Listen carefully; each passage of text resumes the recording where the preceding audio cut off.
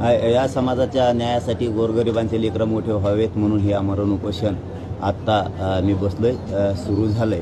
मी माझ्या मतावरती ठाम आहे, मी आमरण उपोषणावरती ठाम आहे। ही प्रशासनानं परवानगी नाकारलेली नाही आहे, ही सरकारनं जाणून बुजून नाकारलेली आहे। गृहमंत्र्यांनी जाणून बुजून षडयंत्र केलेलं आहे। यामुळं काही कारण नसताना नाकारली, काहीच कारण नसताना नाकारली।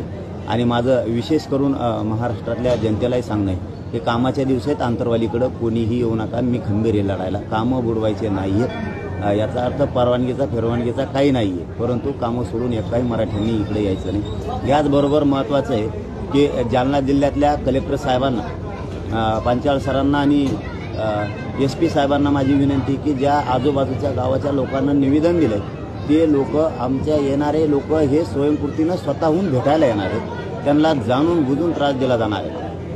हे ठरवून केलेलं षडयंत्र आहे। गाडीला मुद्दाम इकडं तिकडं लावलं म्हणणं, येणाऱ्या जाणाऱ्यांना शिव्या देणं, येणाऱ्या जाणाऱ्यांच्या गाडीला हे करणं, किंवा त्यांच्याच कोणाच्या गाड्या लावलेल्या असल्या तर तेच फोडणार आहेत स्वतः आणि मराठ्यावर नाव घालणार आहेत। ही सगळी कायदा सुव्यवस्था न बिघडू देण्याची जबाबदारी SP साहेबांची आणि कलेक्टर साहेबांची आहे, आणि गृहमंत्र्यांची सुद्धा आहे, मुख्यमंत्र्यांची सुद्धा आहे। आमच्या माणसाला धक्का लागता कुठंही कामा नये, कारण ते निवेदनच याच्यासाठी दिलेले आहे की त्यांना जातीय तेढ निर्माण करायचा आहे, मराठ्यांना करायचा नाही।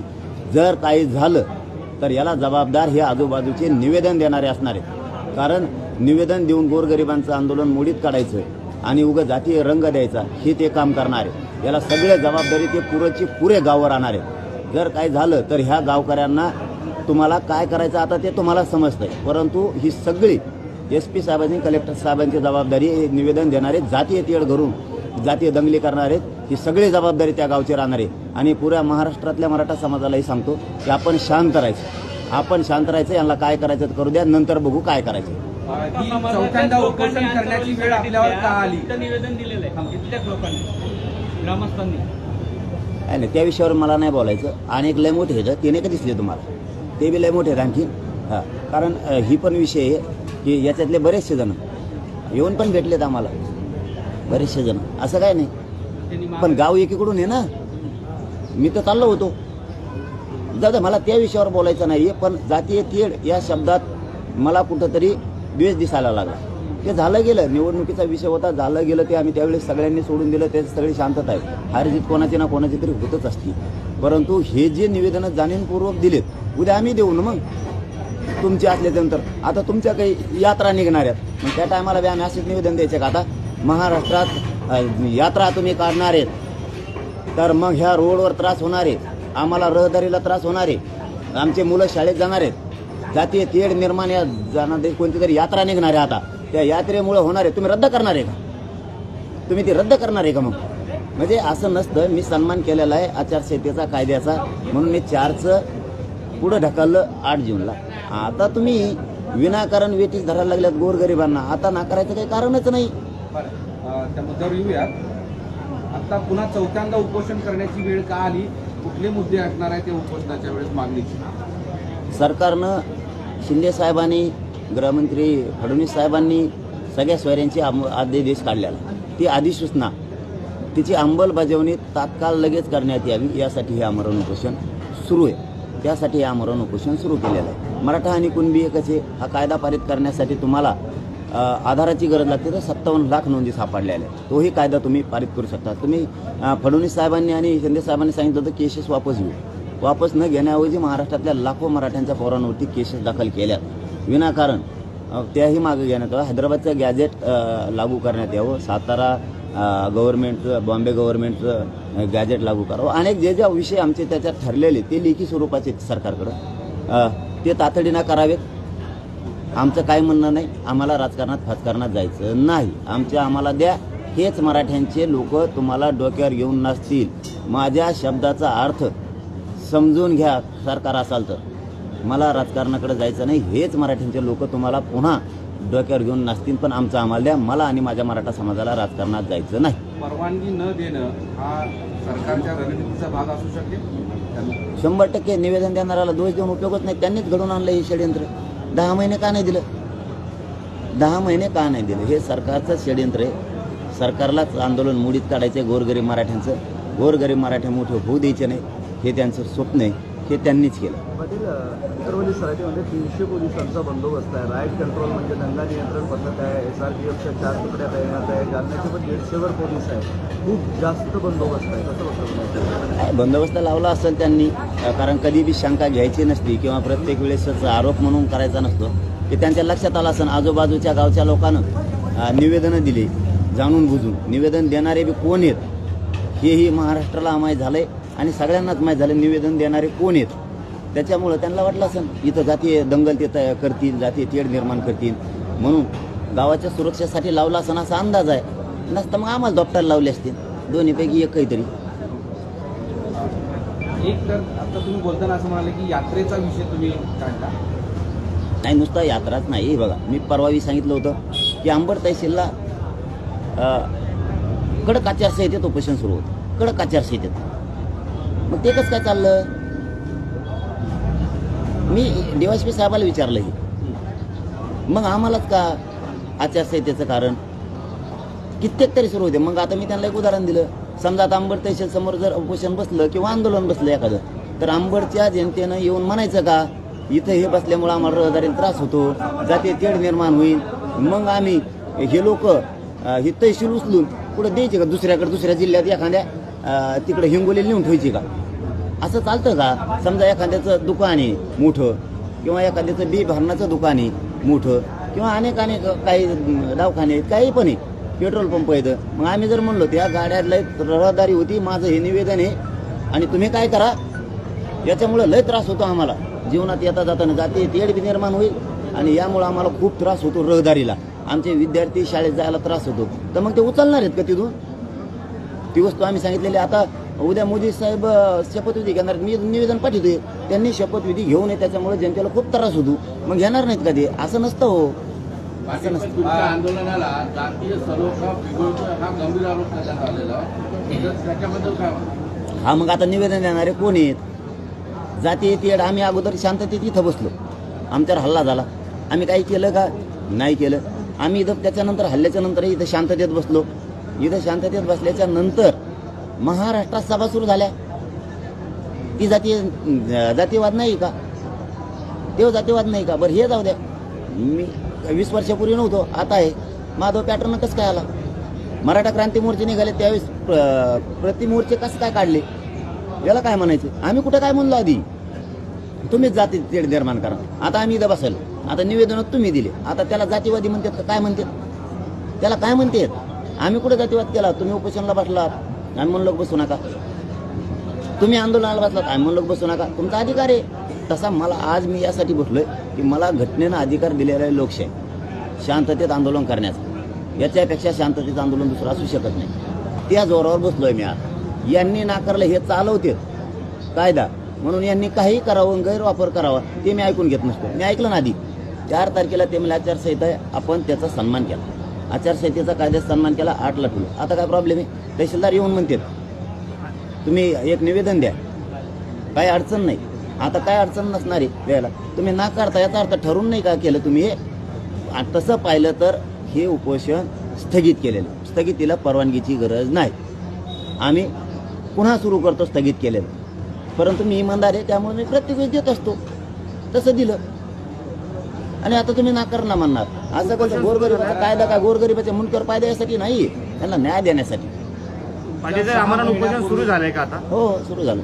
तुम्ही जे 6 महिने सलग आंदोलन केलं, त्या आंदोलनाचा परिणाम हा लोकसभा निवडणुकीमध्ये दिसून आला. प्रत्यक्ष ठिकाणी असेल तो मतदाराने दाखवून दिला. ती भीती आता विधानसभेच्या तोंडावर सरकारला वाटत नसेल का? नाही, मग आम्ही काय सांगतोय की आम्हाला राजकारणात जायचं नाही, मला नाही, माझ्या समाजाला, एवढीच वेळ आहे. आम्ही सांगितलंय तुम्हाला जर एवढं कळालंय आता असं होतंय, तर आम्ही सांगतोय ना, उपोषणाला बसलो तर आम्ही रक्त जाळायला लागलो, तर आम्ही मग सत्तेकडेच प्रचार सुरू केला असता ना, उगं.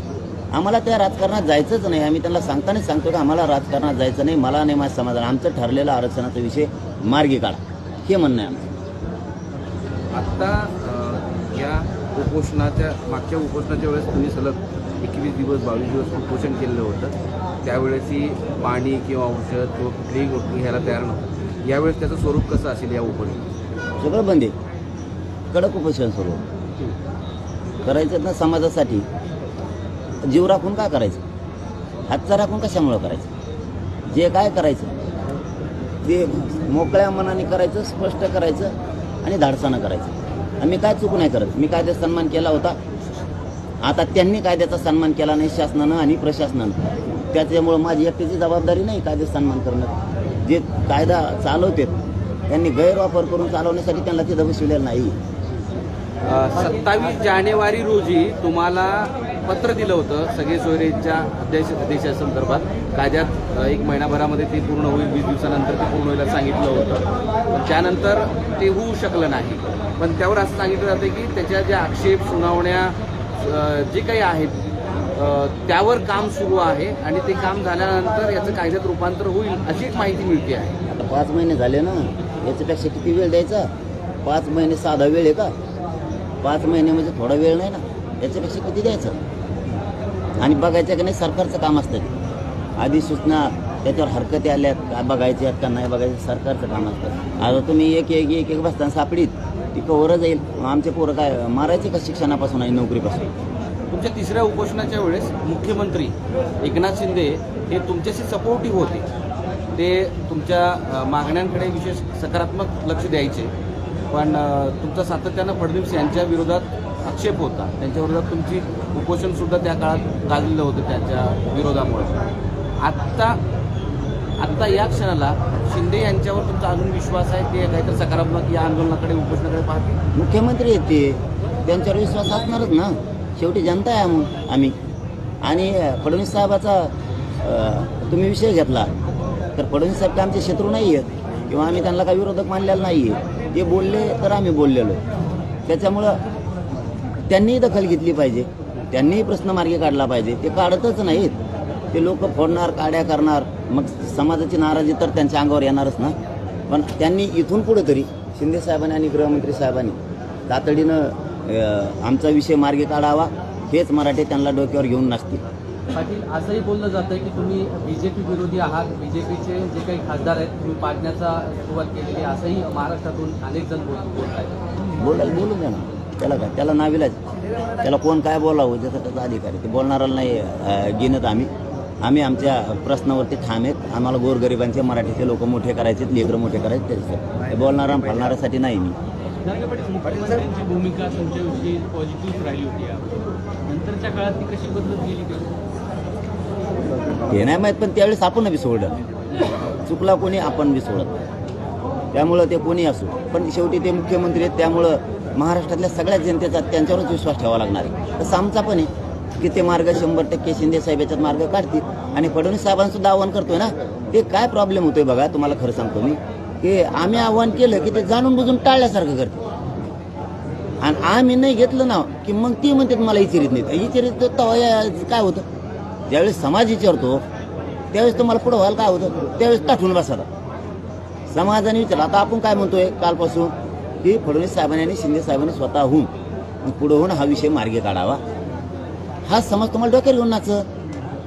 आपण असं म्हणल्यावर नाही येणार. ती लोकांची नाराजी लय वाढल्यावर मग म्हणणार, तेव्हा सगळं हातातून गेला तर मग येऊन काय करता. आम्हाला राजकारण नाही करायचं म्हणतोय आम्ही. आमची भाषाच कळते का? मला नाही करायचं, माझ्या समाजाला पण नाही करायचं. तुम्ही आमचं ठरलेलं द्या. मराठ्याचा विरोध करण्याचं कारणच नाही. उशिरा लक्ष कोणतीचा काय संबंध आहे? प्रमुख आहेत ते. कोणतीचा काय संबंध आहे? ते प्रमुख आहेत. उशिरा लक्ष दिल्यामुळे त्यांचं नुकसान होते असं तुम्ही बोलला. लोकसभेला त्यांनी तसं केलं, आता विधानसभेला तरी त्यांनी तसं करून लक्ष द्यावं आणि मागण्या मान्य करावं. नाही, मी राजकारणाबद्दल नाही बोललो ते शब्द. की बघा मग आता एवढे निकाल लागलेत, एवढं वातावरण गरम आहे, याच्यात तर कोणच उपोषणाला बसणार नाही राव. कोणी म्हणून सत्ता हातात घ्या मोकळे व्हा. काय मागं पडायचं त्यांच्या. मला नाही जायचं त्याच्यात म्हणून मी रक्त जाळायला लागलोय. मी सावध करायला लागलोय. पहिला आंदोलका संदेश आहे तसा की ते सावध करायला आहे की मला राजकारणात जायचं नाही, माझ्या समाजाला सुद्धा जायचं नाही. आमचं ध्येय मराठा आरक्षण, आमचं ठरलेलं आरक्षण आम्हाला द्या.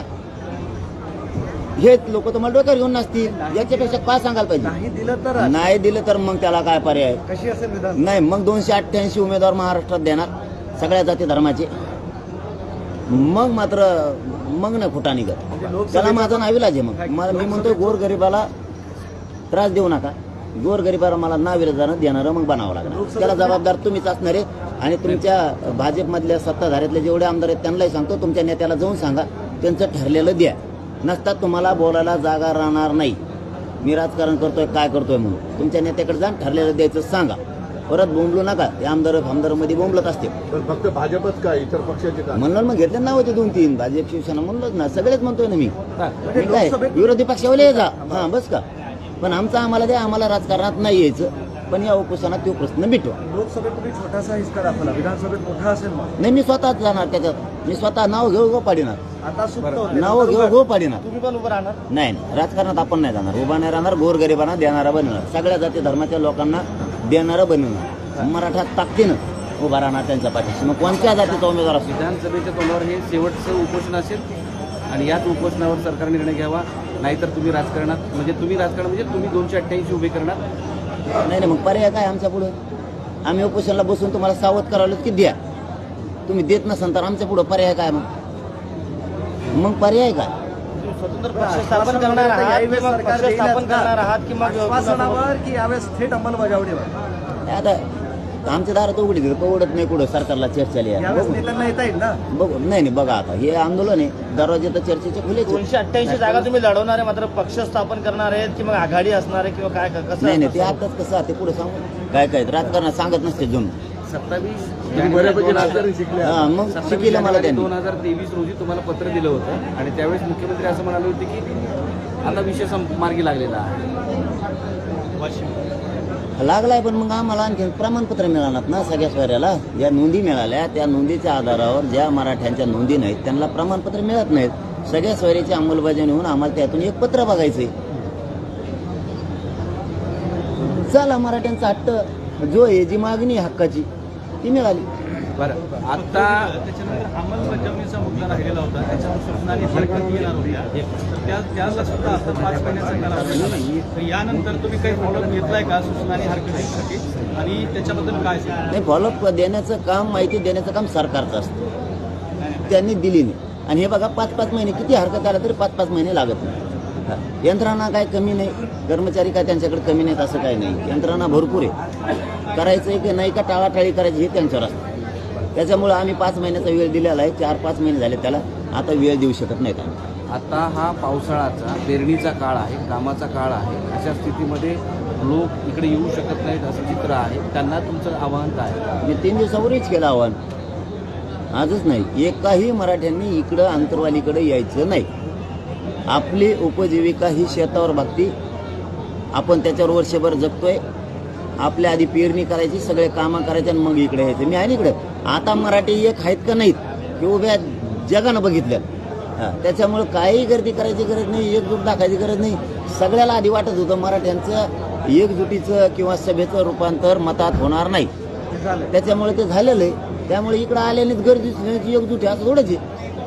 काही गरज नाही. कामं सोडून येऊ नका. मी एकटा पठ्ठ्या तुमचा मुलगा म्हणून इथं लढायला तयार. तुम्ही एक आवाहन केलं होतं की कोणाच्या उमेदवाराला तुम्ही काही पाठिंबाही दिला नव्हता, कोणाला विरोधही केला नव्हता, तरी सुद्धा समाज एकवटला होता तुमच्या मागे निवडणुकीच्या दृष्टीने. मी काय वाईट केलं. मी समाजाच्या लेकरासाठी त्यांची लेकरं मराठ्यांची मोठी व्हावीत म्हणून लढतोय. मरायला तयार. मी काय वाईट करतो. ते मला मुलगा मानणारच ना माझा समाज. त्यामुळे फक्त माझं काम जे होतं ते मी त्यांना सांगितलंय की तुम्ही इकडे यायचं नाही. शांततेत राहायचे. जे येतील ते. याचा अर्थ असा नाही की तुम्ही येऊच नका. कामं बुडवून यायचं नाही कुणी. आपली शेत आधी बघायचं. कारण ह्या आरक्षणामुळे समाज मोठा होणार आहे. शेतामुळे पण होणार आहे. इकडं एकीकडून वर जायचं आणि एकीकडून खाली असं व्हायला नको. दोन्ही बाजू आपल्याला सांभाळायचं. आरक्षण पण मिळवायचंय आणि शेती पण कसायची, शेती पण पिकवायची. आता मुद्दा असा आहे की मागच्या वेळेला गावागावात तुमच्या सगळ्या समर्थकांनी उपोषण केले होते. वेगवेगळ्या पद्धतीच्या आंदोलनं सुद्धा सुरू होती. लोकांना म्हणता येईल तुमच्याकडे नका येऊ. मात्र ज्याला या आंदोलनात सहभागी व्हायचे तर त्यांनी गावागावात काही उपोषण करायचे का कसं काय करायचं? नाही काहीच नाही करायचं. गावागावात महाराष्ट्रभर आपण कुठलाच प्रोग्राम दिलेला नाही आंदोलनाचा. कोणताच प्रोग्राम दिलेला नाही. त्याच्यामुळं गावोगावात कोणते आंदोलनं नसणार आहेत. कामाचे दिवस आहेत ना. कोणते उपोषणं नसणार आहेत तर काहीच नसणार. जे येतील कामं संपल्याच्या नंतर ते इथे येतील, भेटतील, आशीर्वाद देतील आणि पुन्हा वापस येतील. कारण पावसाचे दिवस आहेत. इथं पण चिखल आहे भरपूर. त्यामुळे त्यांची गैरसोय व्हायच नाही. येऊन जाऊन करू शकते. पाटील साहेब, तुम्ही आतापर्यंत टप्प्याटप्प्यातनं उपोषण केलेलं आहे. म्हणजे प्रत्येक उपोषणातले तुम्ही टप्पे पाडलेले होते. या 2 दिवसानंतर असं करणार, 3 दिवसानंतर आम्ही पाहिलं. म्हणजे या उपोषण जे आहे यातला काही टप्पा आहे का? नाही, एक पण टप्पा नाही, एकही टप्पा दिला नाही. आपण प्रोग्राम दिलेला नाही राज्याला आंदोलनाचा, कारण आपल्याला आंदोलन करायचंच नाही आहे. कारण शेतीचे काम आहेत, सगळं शेतीचं वाटोळं होईल तिकडं, सगळे शेती पडत. त्यामुळे आपण कामं करायचे. इथं मी खंबीर आहे आता, त्याची काही काळजी करायची गरज नाही. कामं संपल्याशिवाय इकडं कुणी यायचं नाही. त्याचा अर्थ वेगळा कुणी काढायची गरज नाही की मी येऊ नका म्हणतो, असं नाही. काम बुडून यायचं ना. मागच्या 5 महिन्यापासून तुम्ही म्हणताय की फार मोठा काळ झाला, कुठलाही अपडेट तुम्हाला आलेलं नाही. इन बिटवीन सरकारचं कोणी तुम्हाला भेटलंय का, माहिती अपडेट दिली आहे का, किंवा सरकारने तुमच्याशी संपर्क करावा? काय संपर्क करायला मी कुठं नाकारलंय का? सरकारने येऊ नये, चर्चा करू नये, आंतरवालीत येऊ नये असं मी कधीच म्हणलो नाही. ती त्यांची जबाबदारी आहे. कायदा सुव्यवस्था बिघडू नये ही सरकारची जबाबदारी, प्रशासनाची. आंदोलकाची भेट घेणं, चर्चा करणं, त्यांच्या मागण्या देतोय ही करणं, ही चर्चा करण्याची जबाबदारी त्यांची, जनतेची नाही. जनता ही त्यांची असती. पण ते आता जर राजकारण करायला लागले आंदोलनात तर त्यांना फटका तर बसणारच. चलो, धन्यवाद. या एक प्रश्न असा आहे की जानेवारीमध्ये तुमच्या उपोषणाच्या वेळेस उच्च तंत्र शिक्षण मंत्र्यांनी एक पत्र काढलं होतं की मुलींना KG to PG शिक्षण फ्री. पण त्या संदर्भातला अजून कुठलाही निर्णय झालेला दिसत नाही. आता प्रवेश सुरू झालेले आहे, त्यावर तुम्ही काही 1-2 महिन्यापूर्वी बोलला होता. हो, मी मागेही सांगितलं होतं, पण वरून निरोप होता तसा की ॲडमिशन सुरू झाल्याच्या नंतर मुलीला मोफत शिक्षण दिलं जाईल. सरकारने ते सुरू केलं नसलं तर सरकारला विनंती आहे की तुम्ही जो JR काढलेला आहे तो लागू करा, त्याची अंमलबजावणी तातडीने करा आणि मुलींना सगळं शिक्षण जे आपण मोफत ठरवलेलं आहे ते शिक्षण मोफत देण्यासाठी सुरू करा. आणि याच्याच बरोबर जे ECBCतून पोरांनी फॉर्म भरलेले आहेत नोकर भरतीसाठी, शिक्षणासाठी, तर ज्यांचे कुणबी प्रमाणपत्र मिळाले त्यांना ECBC सोडून कुणबीमध्ये म्हणजे OBCमध्ये फॉर्म भरता आला पाहिजे. ती ऑप्शन खुला करा, तो बंद केलेला आहे. ज्यांनी ECBCत फॉर्म भरलेत त्यांना ECBCतच राहा म्हणते. तुझ्याकडे प्रमाणपत्र असलं तरी त्याचा उपयोग घेता येणार नाही असं म्हणते. तसं सरकारला माझी विनंती, तसं होता कामा नाही. त्यांनी जर ECBCतून फॉर्म भरला असला किंवा EWSमधून भरला असला तरीही त्याच्याकडे जर प्रमाणपत्र असलं कुणबीचं OBC तर त्याला ते दोन्ही ऑप्शन सोडून कुणबीत येण्याचं, OBCत येण्याचं ऑप्शन खुलं करा. हे मी जाहीरपणानं सरकारला विनंती करून सांगतोय, कारण त्याशिवाय पर्याय नाही. आणि जे प्रमाणपत्र नोंदी निघाल्या, ज्यांचे प्रमाणपत्र मिळाले त्यांना तातडीनं प्रमाणपत्र लवकर द्या, कारण ते थांबून धरले. सगळे प्रमाणपत्र बऱ्याच जागेवर थांबून धरले.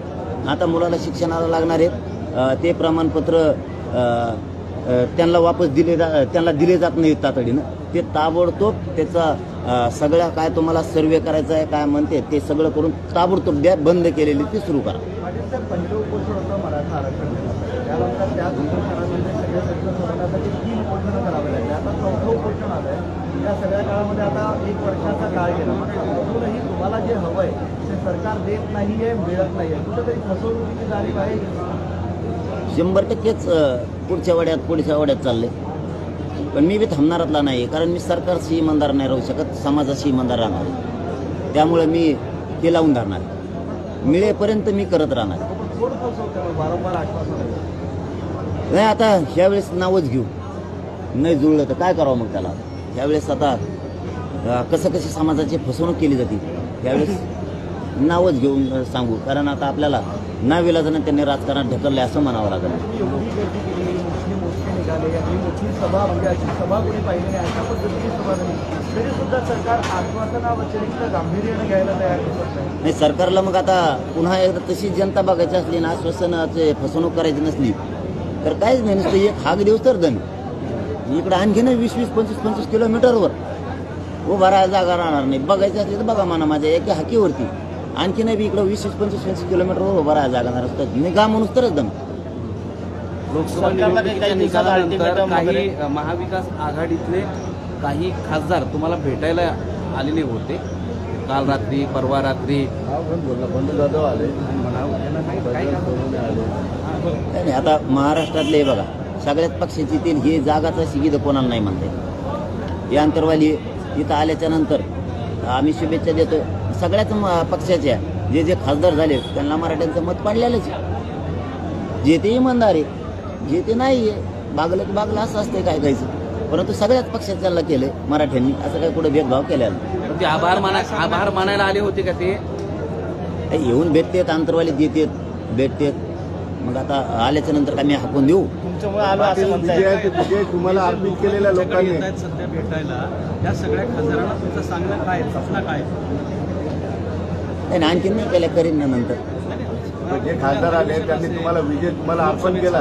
त्याच्यात ते बोलणार आहेत, या सगळ्या गोष्टी होणार आहेत. ते बोलतीलच ना मराठ्यांनी. मत काय सगळ्या पक्षातल्या खासदारांना उगाच केलंय का? मग सगळ्याच पक्षातल्या खासदाराला बोलावं लागणार. तुम्हाला अर्पण केलंय त्यांनी.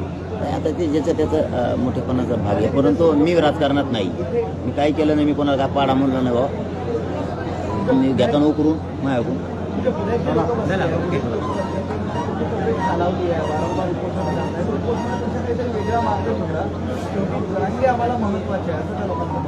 नाही, ती माझ्या समाजाची भावना आहे माझ्याविषयीची.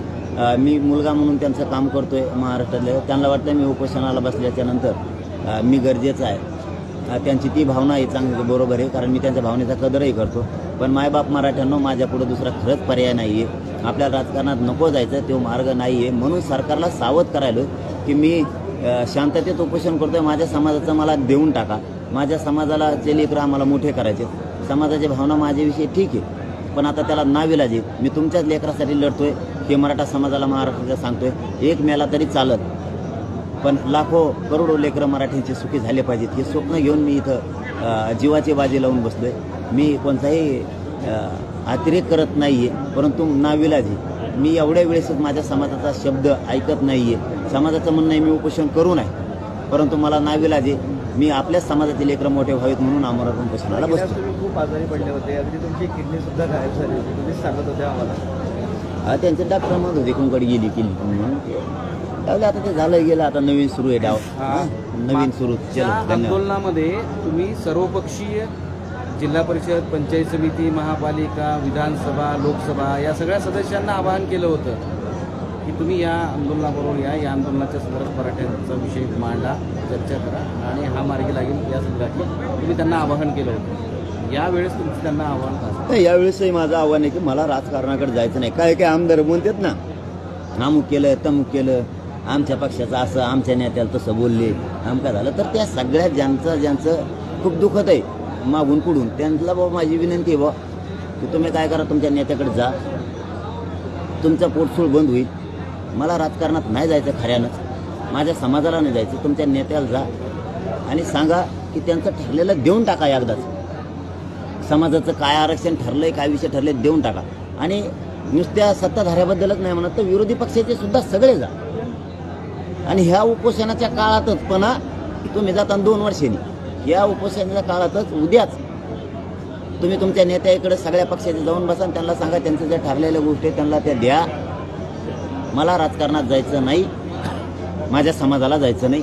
माझं दे आणि माझ्या समाजाचं दे आरक्षण, ते आम्हाला द्या, तिकडं भांडा. पण जर नाही दिलं तर त्याच्यानंतर माझ्या नावानं भाजप, शिवसेना कोण कोण आहेत त्याच्या आमदारांनी बोंबलायचं नाही की असं का करताय. मग तुम्हाला आता संधी दिली आणि विनंती करून सांगतो चला सगळ्या आमदारांना की तुम्ही जा आणि तुमच्या नेत्यापुढं सरकारपुढे विषय मांडा आणि त्यांना सांगा हे विषय आजच्या आज मार्गी काढा. मला राजकारणात जायचं नाही, उगाच बोंबलाच नाही. मग तुम्हाला बोलायला संधी नाही. मी समाजाला साक्षी ठेवून सांगायला लागलोय. आता समाजसुद्धा ऐकतोय चॅनलच्या माध्यमातून की आम्ही समाजाच्या वतीनं सगळ्या आमदारांना विनंती केली, सत्ताधाऱ्यांच्या सुद्धा, की तुमच्या नेत्याकडे जाऊन सांगा की त्यांचं आरक्षण द्या. मग परत तुम्ही म्हणता तुम्ही विधानसभेला कसं काय आले पुढं, तर तुम्हाला सांगितलं ना आता जा, तर तुम्ही जा ती प्रश्न सोडून आम्ही येत नाही. तुम्ही नाही गेले तर उद्या तुम्ही बोलायचं नाही. समाज तुम्हाला बोलून देणार नाही, कारण तुम्हाला आम्ही जा म्हणून सांगितलंय. समाज एकाही आमदाराला बोलून देणार नाही, कारण तुम्हाला तिकडं जा म्हणलं तर तुम्ही गेले नाही, इकडं काय बोंबालता मग असा समाज तुम्हाला उद्या म्हणणार. तुम्ही प्रश्न सोडा. धन्यवाद.